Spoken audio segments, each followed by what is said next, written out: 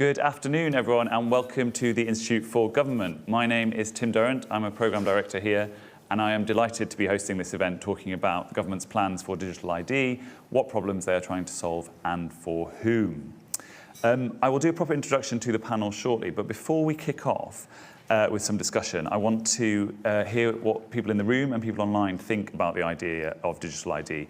So we've set up a Slido poll to find out what people think. You can see the details here, and if you're watching online, there should be a poll next to you, next to the window you're watching on. Basically, we were asking on a 1 to 10 rating, what do you think, how well do you think digital ID will help government achieve its objectives and become more effective? I will leave you a couple of minutes to fill that in while I introduce the rest of the panel and the discussion. So a few weeks ago, just before party conference, the Prime Minister announced plans for a new digital ID scheme. He said it would help combat illegal working, as well as making it easier for people to use vital government services like applying for a driving licence and accessing their tax records.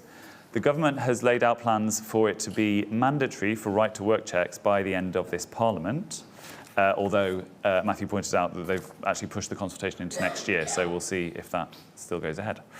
But critics argue that government has not made a clear case for digital ID and warn that building a secure, reliable and trusted form of digital ID is a monumental challenge. So what problems is this going to solve? Are the government's ambitions realistic? Is the right data and security infrastructure in place? And what could this mean for different groups, including those who are digitally excluded? To discuss all this and more, we have a fantastic panel. So I will introduce them from the left. So Matthew Feeney, who is Advocacy Manager at Big Brother Watch. Rachel Coldicutt, who is Founder and Executive Director of Careful Industries. And Rachel led a report last year looking into public views on digital ID. Morgan Wild, who is Chief Policy Advisor at Labour Together and author of Britcard, A Progressive Digital Identity for Britain. And David Normington, who was Permanent Secretary at the Home Office in the noughties and 2010s and was around when the government last tried to build an ID scheme. So, before we kick off, let's have a look at the results. What are people saying? So, well, it's a mixed view.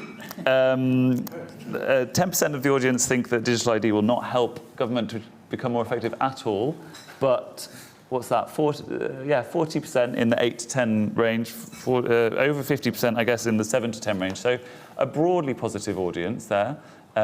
We'll see if the panel can change your views to make you more positive or less over the next hour. We'll have a bit of a discussion between us on the panel, and then we will open up for questions. If you're online, you can use the Slido function to send in your questions throughout the discussion, so you don't need to wait until the question period. Morgan, if I could turn to you to kick off. Yeah, I can't. Sorry. Well, I was just going to say, so the plan that the Prime Minister announced is partly informed by the work of Labour Together. Tell us why you think it should be a priority for the government. Yeah, well, I can't promise to shift the voting too much on this because I myself am a 7.5, 8 out of 10 advocate for digital ID. I haven't got religion on it in either direction. I'm not like Tony Blair, who sometimes, when you hear him speak, makes you think like digital ID is the single solution to all our problems. I don't think the Gestapo are going to be at the door if we introduce it. I think it basically helps us do 3 things better if we do it right. I'll say more about those 3 things and what I think it would take to do it right. Firstly, I think we have to accept the pragmatic reality that we have lots of different ID systems in the UK already. The government has your data in all kinds of different nooks and crannies of the state of varying levels of security. And the fact that we don't treat that data well at the moment contributes to injustices that ordinary citizens face as a consequence of state action. So most famously, in recent years, I think you can put the Windrush scandal at the door partially of poor data management processes and the fact that we were requiring new checks with the public in right to work and right to rent checks without discharging the state's duty to provide people with the ability to prove who they are. So on a kind of pragmatic social justice lens for the most disadvantaged, excluded people in the country, there's going to be an awful lot of trouble in how we include those people in an identity system. But a basic principle that, given we require it, the state has a duty to provide ways to prove who you are, I think is reason number one. Reason number two, makes everyone's lives a little bit easier. If you've got digital ID, it's going to be an easier way of accessing public services. It's going to be an easier way of proving who you are to various businesses. We can say goodbye to the days of water bills, utility bills, passports, driver's licenses, some concatenation of those 4 facts about you being the way that you prove who you are. You can just have a little credential on your phone. Not a huge thing, but I think makes the everyday experience of the state a bit easier. Thirdly, I think it'll help with illegal migration. It won't be a silver bullet or a panacea on the question, but it will make right to work and right to rent checks more effective. The way it will do that is by providing an audit trail to the state of when those checks have been conducted. The Home Office has no idea, I don't think, if the Institute for Government has done all its right to work checks, has no idea if any of your employers have done them. At the moment, it is to a large extent enforcement theatre. Nobody is checking until after the fact whether those checks have been conducted. If we have an audit trail of those checks, then we can shrink the haystack of bad and rogue employers that we need to target for illegal working practices. Finally, I think this is all only worth doing if we can credibly say the Gestapo won't come at the door at some point, because there is a real tail risk with any of this stuff that if you give the state lots of power over information about you, it has the possibility to abuse that. What I think has changed in the 20 years since we last had this debate is the technology. So there are now a wide array of protections that we can put in place to make sure that your digital ID stays with you and only you, and that the private ID that you use to prove who you are is not the property of the state, it's your property. There is a lot of complexity about how you do that, and it will be right to scrutinise what the government says in due course as it outlines the protections it puts in place. But there is a big possibility that I think is worth grasping, that what we have with a digital ID gives the citizen more sovereignty, more privacy over their data, rather than relying on the current ability of the state to manage 101 different databases. Well, thank you very much. A very helpful overview. I should say, for anyone from the Home Office who's watching, I'm sure our HR director would want to say we have done all of our right to work checks. Matthew, as a critic of the digital ID policy, tell us what you think the biggest risks are and what your concerns are with this scheme. Yeah, well, first, thank you very much for having me. It's not very easy for me to criticize the digital ID policy because there isn't one yet. So the government announced this in September, and since then we've been waiting for a consultation, we've been waiting for legislation, and we learned today that the consultation, which we were expecting in a few weeks, is going to be kicked down the road until 2026. But I'm happy to wrestle with theoreticals and to give you a broad bird's eye view sense of why I think not only will this likely not work, but I think poses significant privacy and security concerns. One is I think that this kind of scheme would turn us into the kind of society that the UK has traditionally rejected, which is a permission-seeking, papers-please kind of society. We don't exist at the permission of the state. We go about our lives getting public services by using identification methods that range and that we can pick from. Something that I want to highlight especially is that while this has been pitched initially as a means to combat employment law breaking or illegal or migration law enforcement, the fact is that this can change very, very quickly depending on the government you want. And we've already seen that the government is keen to implement age verification, for example, via the Online Safety Act, using different identity methods to treat all adults in this country as children by default when they're online. And this is the kind of scheme that I think would be rather frightening if this sort of thing were to move ahead. There are also security concerns. I think part of the problem, and I take the point that technology has moved on, but it seems to me that for this to be effective, to do what the government wants it to do, the government will need a bird's eye view of the data, when it's being used, how it's being verified, and if not direct data gathering, at least metadata gathering. And I think that makes this for rather attractive targets for criminals and foreign adversaries. On the point of public sector reform, I don't need to tell this audience, I'm sure, that public sector productivity has been flat in this country for decades. And that is despite the emergence of and ubiquity of software like Zoom, the proliferation of laptops, smartphones, the widespread use of the internet. It turns out that technology isn't actually very good at turning the government more efficient. And I think that is a claim that really does need to be scrutinized, the idea that this will make government more efficient. I'd also like to just mention, I'm not convinced that this will persuade criminals to change their behavior.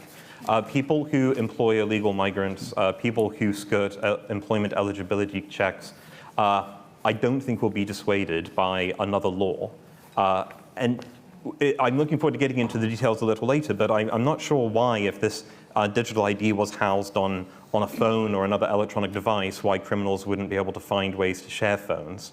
Or to ignore the requirement altogether in the employment or illegal migration context.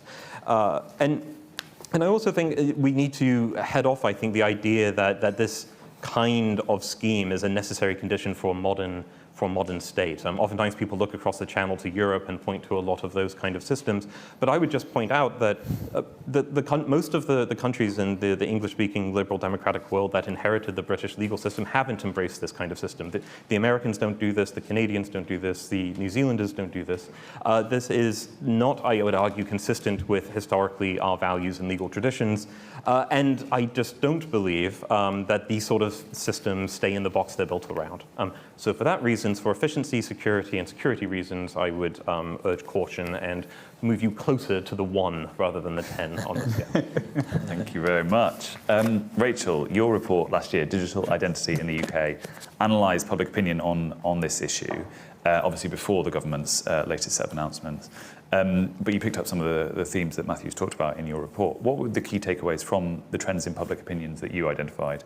And do you think where the government is at is kind of in line with what the public wants? One of the reasons I'm interested in digital ideas is prior to working in policy, I spent 20 years making complex digital things. And one of the things we learned very early on in our polling is that digital idea is a little bit of an imaginary. So you ask a person what they think it is, and they will tell you based on what they think might work for them or not, because it can be, it can be lots of things, right? It could be something that enables you to buy a bottle of beer. It could be a tool that allows you to work. It could be a tool that allows you to log in your NHS records. Do I need to be shouting?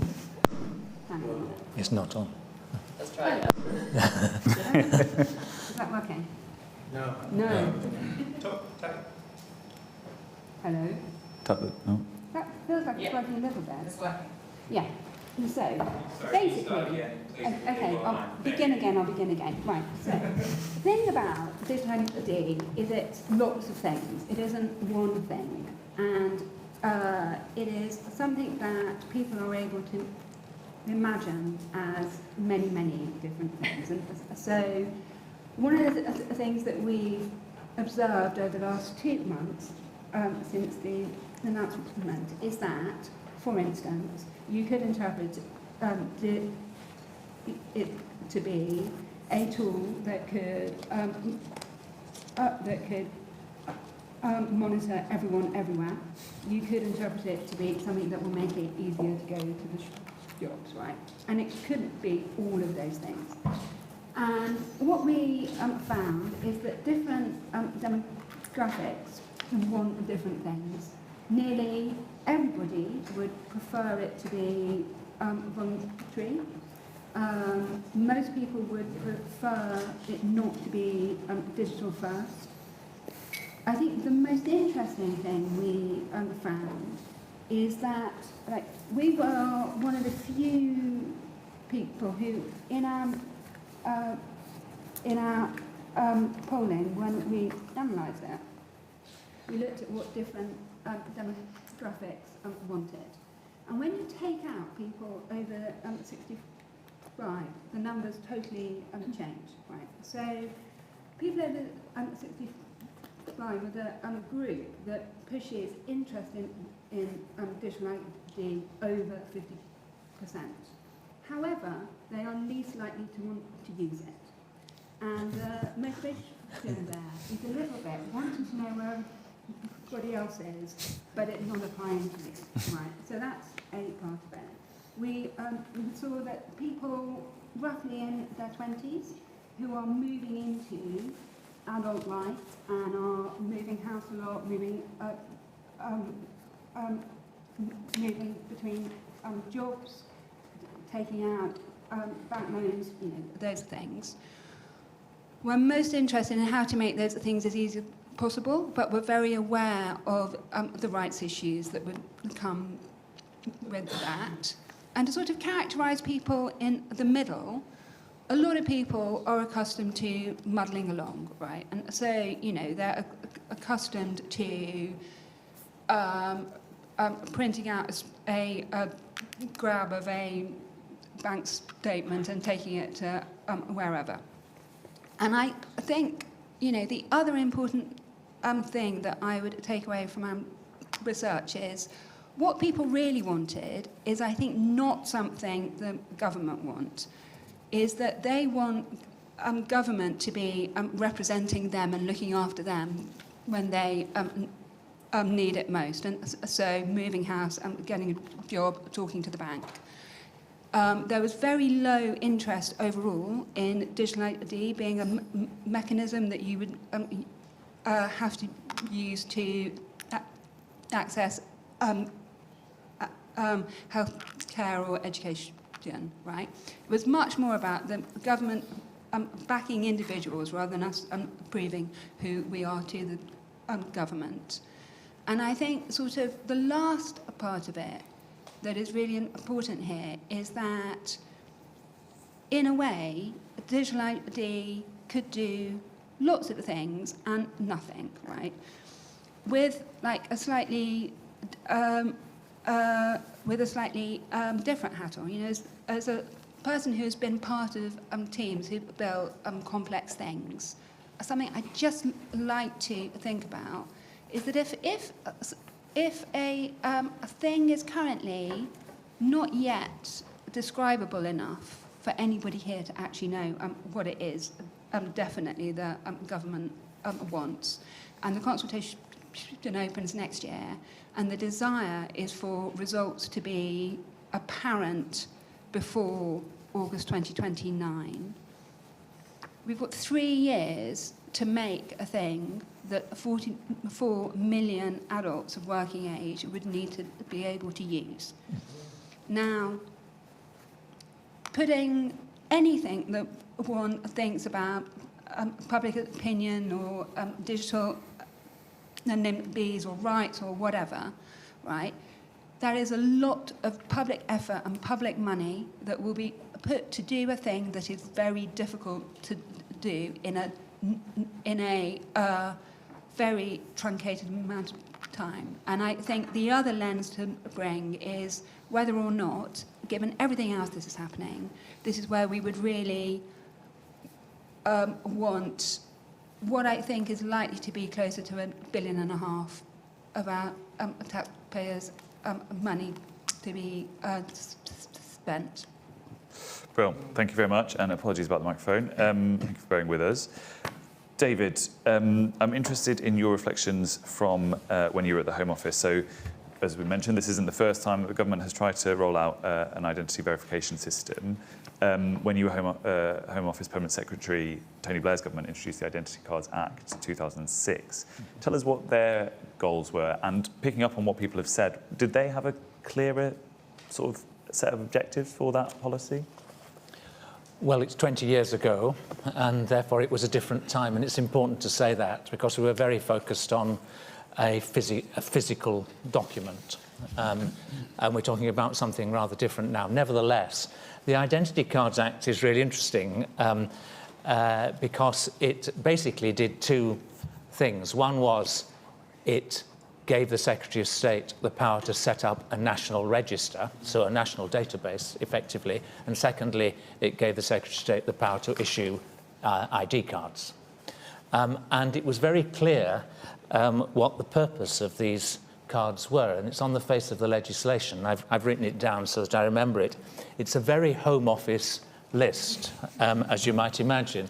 So it says that the top line is it's there to provide a convenient method for individuals to prove their identity, and that's fairly non-controversial. And the other is to enable someone's identity to be verified where that was necessary in the public interest. And then the public interest is defined in 5 ways. National security, detection of crime, enforcement of immigration controls, stopping illegal working, and finally, providing effective public services. That's what I mean about it being a Home Office list.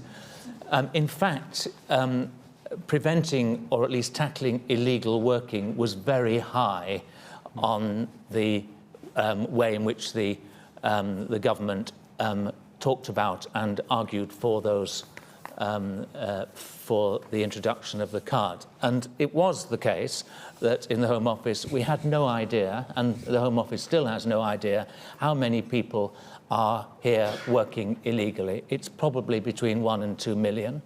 I don't think anybody in the Home Office thought that was an acceptable place to be. Whether an ID card solves that, I doubt, but whether it begins to tackle it, well, maybe it does. But note, effective public services were further down those priorities, but remember, Apple didn't introduce their iPhone until 2007. So it was rather difficult for us to imagine what the digital world might be. I spent a year before the 2010 election chairing a cross-government working group looking at all the different ways in which government in the individual departments was trying to develop different forms of secure ID, because the fear of identity fraud and the fear of fraud generally in public services was growing. It's worth remembering that the database was set up, and by the time it was abolished, it had 15,000 people on it, including me. I brought my ID card with me. We were so desperate to get to 15,000 that people in the Home Office were allowed to have them if they wanted it. So, of course, as a good permanent secretary, I did. It's just worth saying about holding the data, the government holding the data. The government already holds all your data. It holds all your data. It knows everything there is to know about you. It's not all in one place. And the possibility of digital ID, of course, is that it can make the connection between those databases without creating a central one. The Home Office delivered the ID card scheme rather miraculously, you might think, but I just want to make the point that it was the Passport Service that actually did all the work. The Passport Service is within the Home Office. It was called the Identity and Passport Service. And the importance of that was that there was where the technical expertise was in both securing data and also issuing physical documents. And the plan would have been to roll out ID cards alongside the passport. I think all that is moving on now, but nevertheless, it was done, it was set up, it would have worked, I believe. Where we would have been 15 years later, I have no idea. Brill, thank you.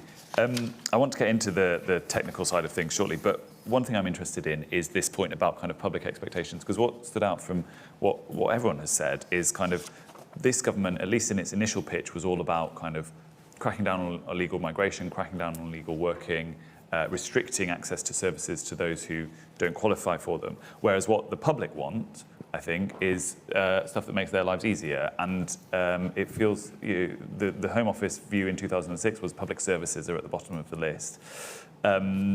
It feels like there's a mismatch in kind of the sell and the sort of the audience here. Morgan, perhaps to you, and then open up to everyone else. Like, if the government is going to make a success of this, how can they win over the 2.9 million people who've signed a petition on Parliament's website saying they don't want this? How can they make the case for this that will support the interests that Rachel was talking about? Well, so I don't know all the 2.9 million people who've signed that petition. I don't know what motivates them. Some of them, I think, will be principled opponents of this because they believe that a single form of identity, rather than several rival forms of identity being used to prove who you are, fundamentally changes the nature of the relationship between citizens and the state. I don't share that intuition. I don't think most people share that intuition. We are all of us all the time proving who we are and sharing our data in all kinds of ways.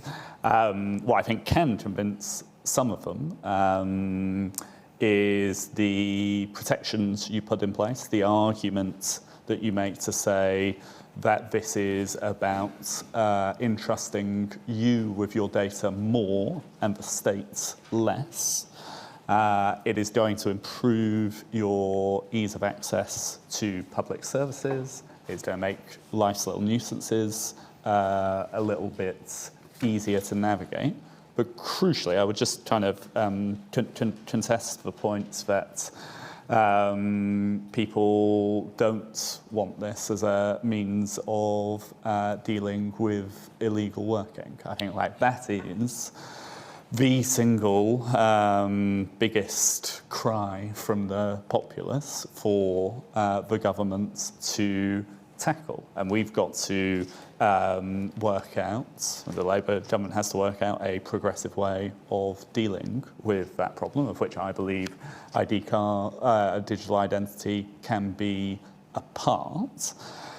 The long term of having 1 to 2 million people here living irregularly for all of their lifetime is a drain on resources. It means they're not leaving when they should be, or if there's a route to regularisation, they're not paying the taxes that they should be to fund the public services that they're using. That is not a tenable long-term equilibrium. We are, I think, at breaking points on public trust and consent for the current migration system. As I say, I don't think this is like the single thing that will unlock it. That's part of a wider strategy. I think it's got to be put front and centre. Great, thank you. Matthew, I wonder if I could turn to you next and ask, I'm interested in the point Morgan made about protections, and if you think, as you said, given the little that we know, the protections that you think are most important here, and indeed safeguards about protecting the data that might be collected through this process more broadly. Yeah, I want to stress that I'm not a Luddite, that I'm a big fan of new and emerging technologies, and I think in identity verification and encryption, cryptography, there are very interesting things happening in this field. It's not clear to me why that would be of particular use to a government that wants to make this sort of thing mandatory. I'm attracted to zero knowledge proofs and all these cryptographic innovations because I'm a civil libertarian and I like using things like Signal and encrypting emails and these sorts of things. But it seems to me that for this to work, it would need to allow for the government to have some kind of bird's eye view of what's going on. And I totally accept that there's already a lot of data gathering, but it is the centralization and the monitoring and the metadata collection that I think we should be somewhat concerned about. In the privacy world, you can rely on two things to protect your privacy, the laws of physics and mathematics, or the law. Right? And I'm very, governments are powerful institutions, but they haven't outlawed the laws of mathematics yet, so that's cool.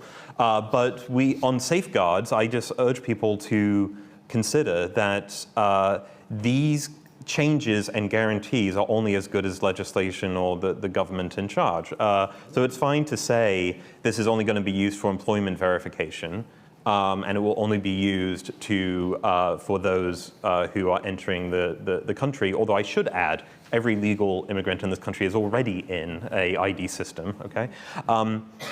But there's nothing stopping a future government saying, all right, well, you know what, if you want to get an Instagram account, you now need to use this, right? Or if you want to apply to a state-funded university, you must use this to apply. Or if you want to get a GP appointment. And some people might not mind that and say, well, you already need ID verification for all these things to begin with anyway.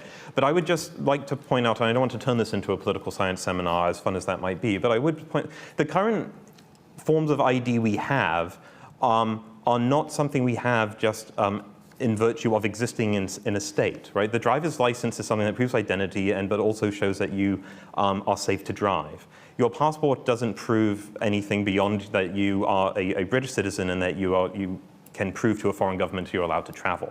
Okay, this sort of thing is being pitched as just for employment verification, but I do, when I hear ministers, for example, saying, no, this is the first step to reforming the legacy state, I don't think you have to be a conspiracy theorist to hear somewhere that, okay, well, this is actually an attempt to change our relationship to the state and to change our culture. And I totally accept that people like Morgan don't mind that sort of thing. But as I said earlier, I would urge caution. Usually it's people on my side of the stage who cite the Gestapo, but it's already happened twice on that side, so I'll leave it there. And I don't want to make it sound, I'm not the one up here saying, if this happens, we'll be living in East Germany or Nazi Germany or North Korea or anything like that. But I think the recent history of government management of data, the difficulty of building secure, robust data systems like this should just, especially when you think of how bad government has been with productivity and technology recently, should just give you pause. Thank you. Rachel, one of the big questions is about exclusion, and Morgan mentioned at the beginning the Windrush generation and kind of the idea that this sort of thing might help avoid something similar in the future. But he also said there's a need to kind of reach out to people who might be excluded. You looked into this. Who do you think is most at risk of this, and how can the government ensure that they are supporting those groups? So I would begin by saying the issue of data management that arose with Windrush is a government failure. I think it's really important not to push the management of government failures onto individuals, right? Government needs to be good at the things that government does. We all have our own lives. So I think that's a part of it. But I think it's worth remembering that between 14 and 19 million adults are not digitally included, right? So that means loads of things. We know that 4% of people don't have smartphones, which is one part of it, but there's no way of knowing how modern those are, right? And so looking at what we know of the proposals currently, you would need a modern device running a modern operating system that is capable of having a wallet app on it, right? Which will mean at least a couple of 100,000 people are not able to do that. We know that there's high levels of digital poverty in the UK, where, for instance, households are sharing devices. Maybe they're connected to the extent they have a laptop at home or an iPad, but not everyone will have something they're able to take out that is theirs, right? We know that skills and capabilities are another part of this. And underlying it, making things that work that are easy to work. So, for instance, end of last year, as the new QR code came in for visas, I was at an airport where the person in front of me had their piece of paper printed out with the code on, and it didn't work. And they were one of thousands of people who had been given a mandatory thing by the Home Office that didn't work, you know. And so there's an issue there related to trust and operability. And then lastly, I would add, although we don't really know, it is worth looking at how the petition signatories map to places with reform voting intention, right? And so people with low trust in institutions, low trust in government, are not keen on the idea of persistently proving who they are. They're possibly, as well, I hate to generalise here, likely to be people with lower digital skills. Using Facebook doesn't mean that you're able to prove your identity. And I think it's equally important to say that whatever is rolled out needs to come with really clear legal protections. And so I know that we've talked about what it might mean in terms of a pay-please culture, but there's quite a lot of evidence that people who are asked to prove who they are get asked more often, right, if there's a form of ID, and asked in appropriate ways. And so whether that's clubs, the police, whoever, right, the likelihood, I think, of people of colour being targeted by an extension of this is high. And so there's lots and lots of different things that are happening here. There isn't a group, there's many. And in order to meet and I would add, I mean, it goes on and on and on, people with disabilities, right? And so actually, if this is really meant to be about enabling people to work, I would argue that whatever is designed needs to be designed with with the needs of the most economically vulnerable people in mind.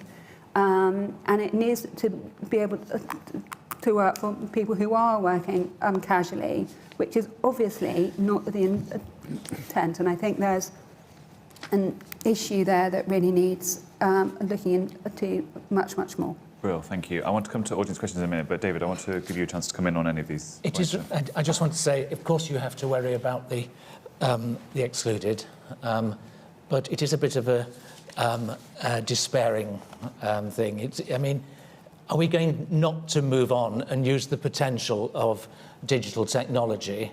Are we not going to use that at all because there is a group of people who can't use it? It is perfectly possible to find ways of helping the digitally excluded by having a physical document for a time. Eventually, it will be possible, I think, for most people to have digital ID. It won't be possible to begin with for everyone to have it. But I don't think, because there are people who are excluded who will need support and special treatment in various ways, we shouldn't look at the potential of technology. It seems if we're not careful, we will be the only country in the world that doesn't look at how you can use digital ID to access services. And by the way, digital ID is coming anyway. The digital passport's coming, the digital driving license is coming. They're all coming. And in a way, it would be better to try and have a system which was as easy to access those things, easier than it is now. I just want to say one other thing, which is about the government hasn't yet proposed that it's compulsory. And it didn't propose that it was compulsory in 2006, although I think it would have liked to have done, but it couldn't get that through Parliament. It did not. It was a voluntary scheme. And the idea at that time was to try to show people what the benefits of it were before moving it to a compulsory basis. I doubt whether they would ever have done that.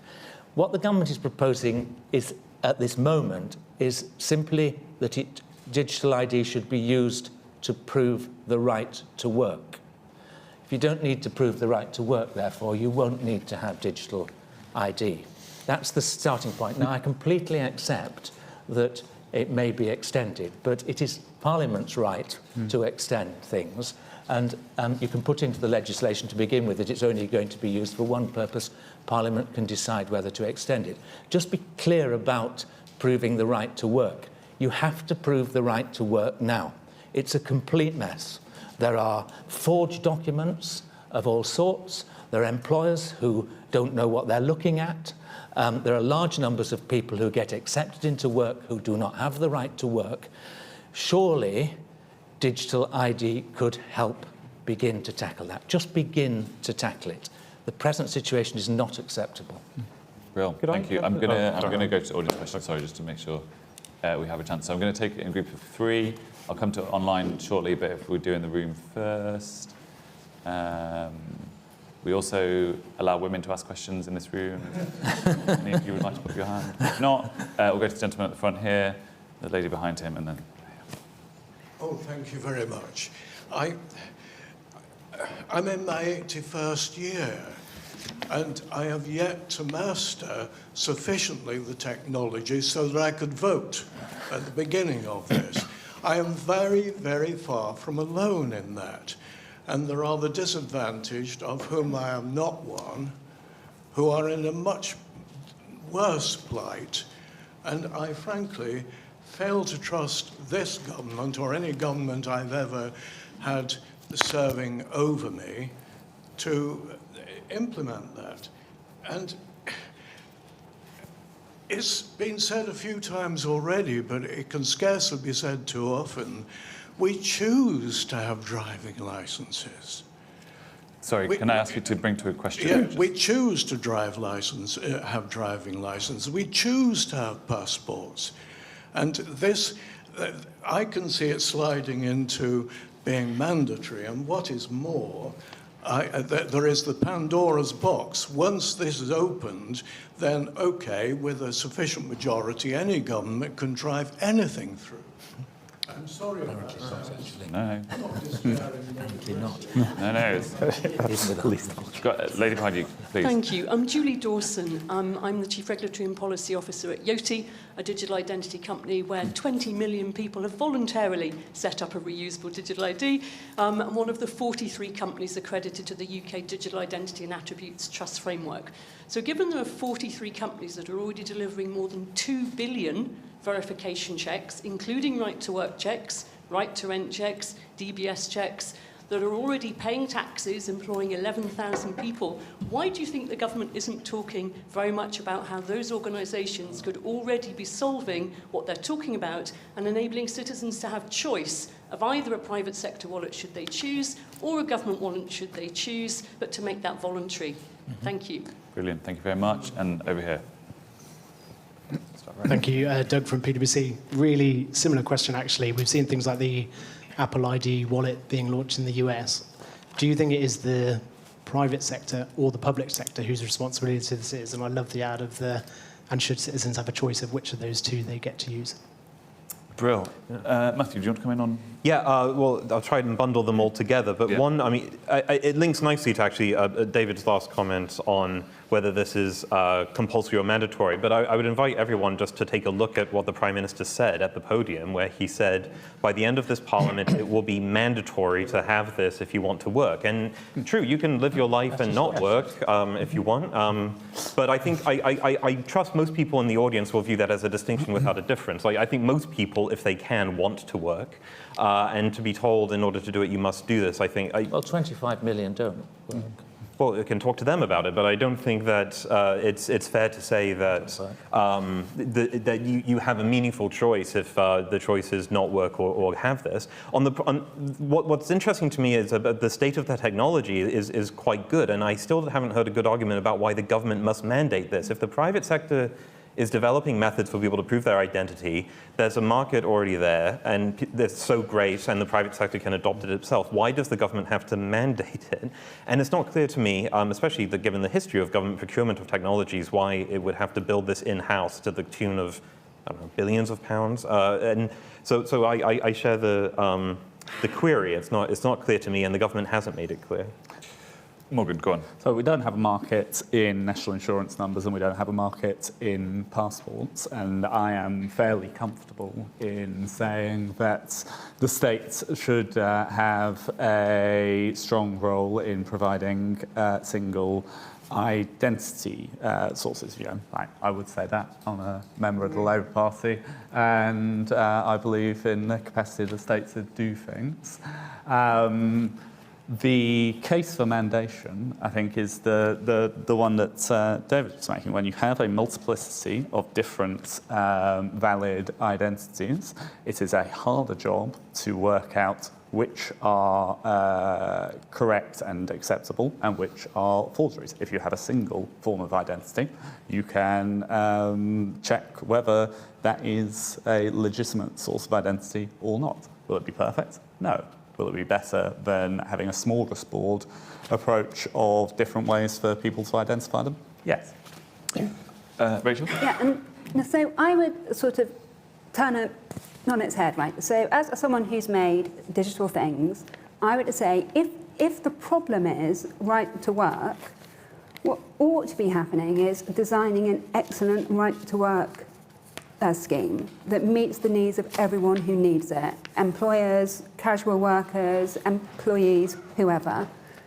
That is likely to mean a mixed model because there are very few things in the world that everyone uses, right? And so if that is genuinely the purpose, we know we have an excellent government digital service. They could go away, design and deliver that with whoever, right? And we know that the DBS framework has taken like years of work, right? There's effort in the bank, right? And so I suppose I'm not saying don't use technology.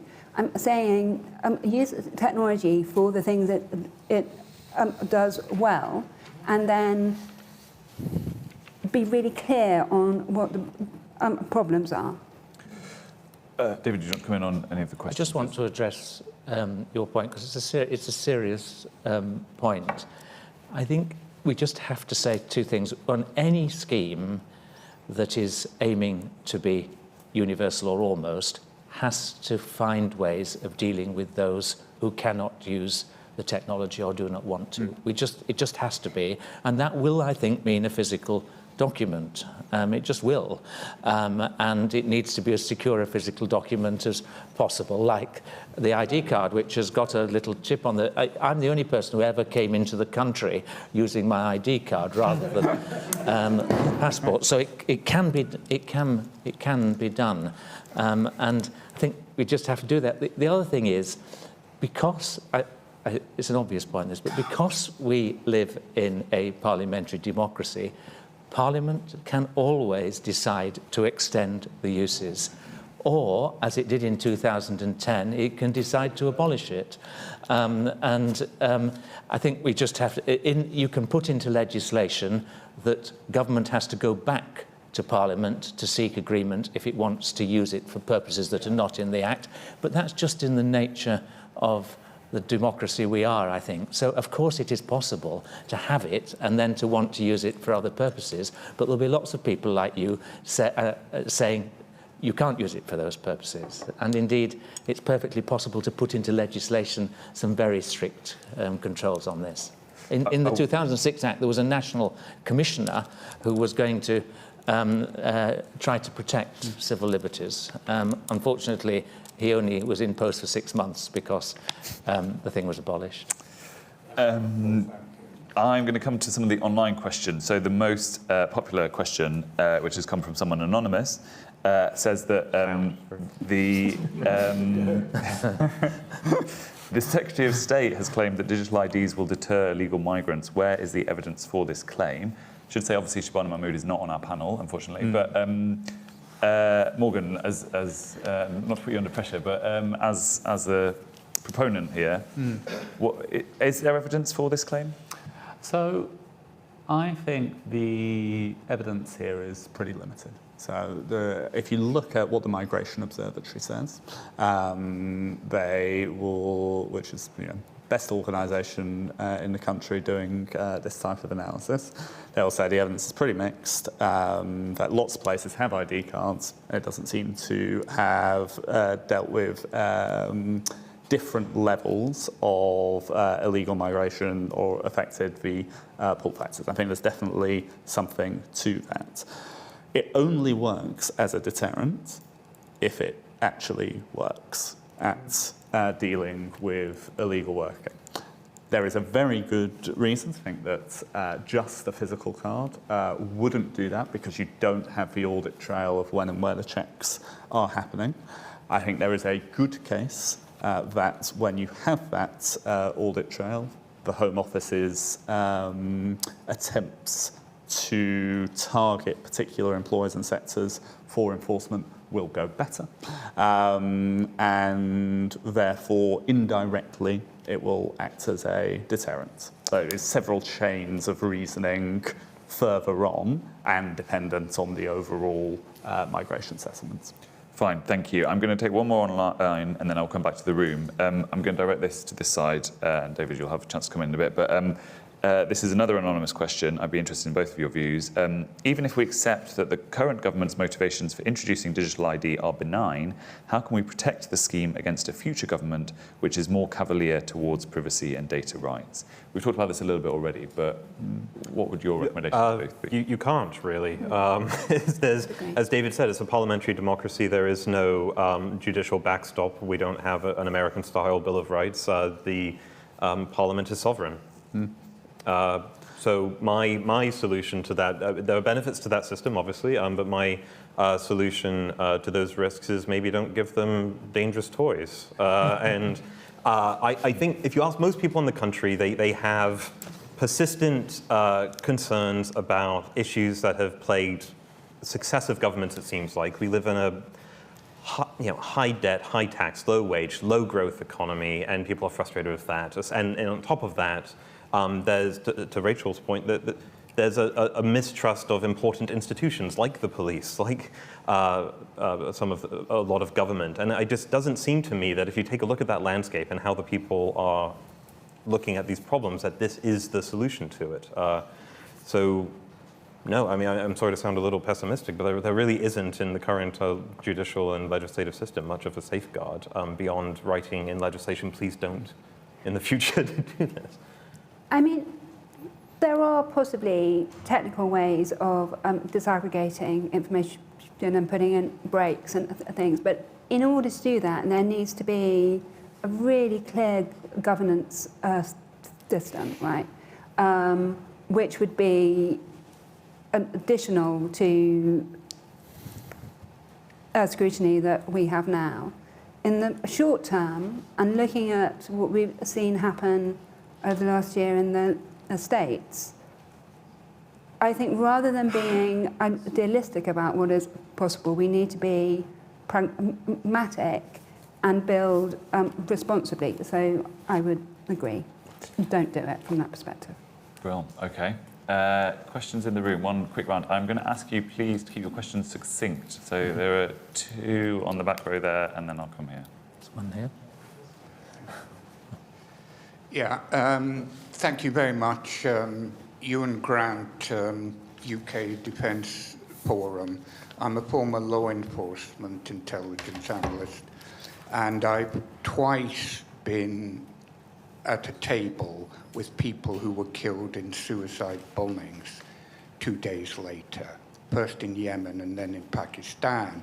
So I lean cautiously towards the law enforcement side, but with caveat. My question is, there's been references to lack of trust in institutions, particularly the police. Is there any chance that the dangers of overzealous use from the digital side of the card, and have to be parallel, as you pointed out, could actually be used, that the governance and watchdogging of that could actually be used to improve efficiencies and governance within organisations because they know they would be being watched? Great, yeah. Thank you. It's a slightly different tone. I would maybe suggest that the posture of the conversation around enabling an effective government and the way that it's been presented by ministers for right to work and access to services isn't helpful. And I would probably suggest that if this was reframed as a convenience for citizens that was non-mandatory, digitally enabled when they wished, and was to be things like buying a beer. You know, when I came in, I was asked for identity, and I had to pull out a physical passport. Why can I not just get my phone and show them my QR code, which is linked to my identity, which I've given permission to share? And so I would ask you, do you agree that framing this in the benefits to citizens and the private sector would endear the agenda much stronger towards the population? Thank you very much. And then final question here, and then we will whip round the panel. Tom Brake from Unlock Democracy. This policy wasn't in the Labour manifesto, so presumably wasn't worked up as a policy when they're in opposition. Does the panel think that it is possible for the government to conduct a meaningful consultation on something that is, at best, perhaps an idea, as opposed to a developed policy? Okay, great. I'm going to direct these just in the interest of time. So, interesting question. David, do you think, was that ever, the first question from you in there, was there ever hoped that this would encourage public sector organisations to become more efficient because they would be being watched as to how they use this kind of thing? Do you think that's an objective? It's an interesting thought, but the answer is no. But the other question there is an interesting one. I think that I do think there is a lot to be said for showing people the benefits of digital ID. I personally would find it very helpful. I notice that when the Secretary of State for Science and Technology spoke about it after the Prime Minister had, she emphasised the public service benefits of it, the benefits to the individual. And I think that is probably the way to sell it. But let's be clear, there's a section of the population that would also be very sold on trying to stop illegal working as well. So I do, people, I think this was the point you were making earlier, people react in different ways to different ways of selling it. But I would sell it myself as a real assistance to individuals to prove their identity, to have secure identifier, whether you come in here or whether you're coming in and out of the country, and show people the benefits of it. I think that's how you would sell it.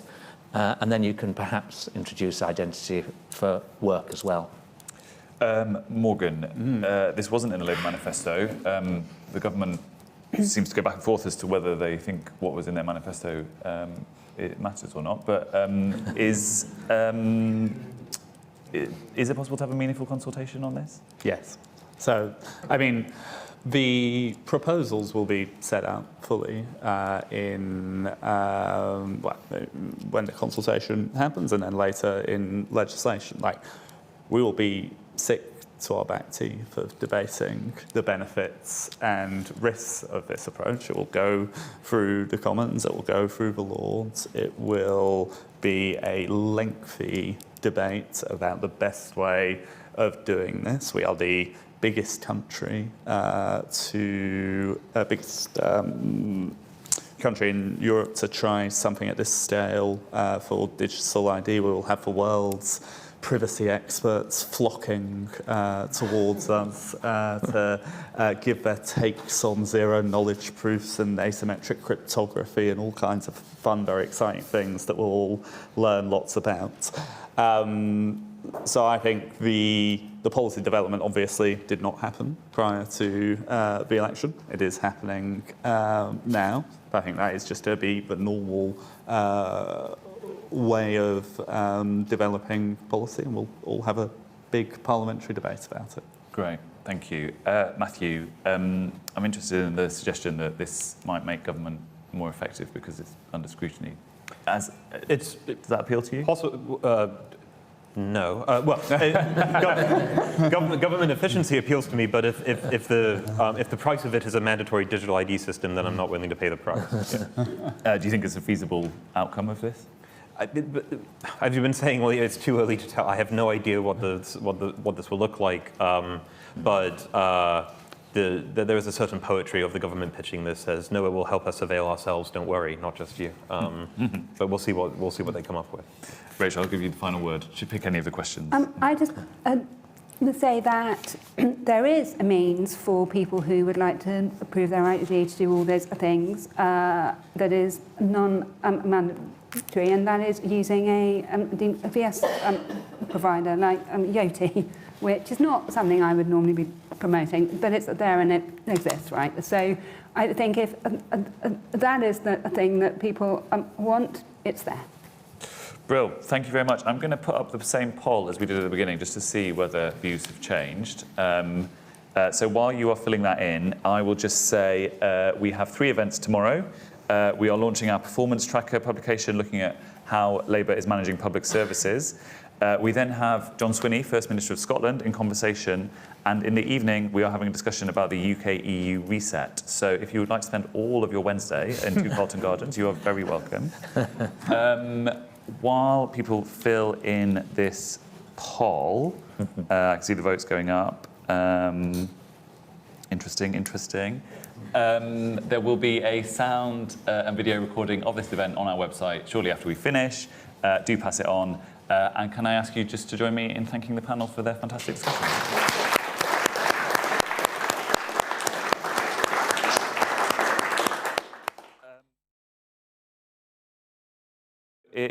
It seems to have become more polarised. We have moved down the score, and the number 1 has gone up quite a lot, hasn't it? So take from that what you will. We will be keeping an eye on digital ID. We will be keeping an eye on digital ID over the coming months, so do keep an eye on our website. Thank you very much, everyone, for coming.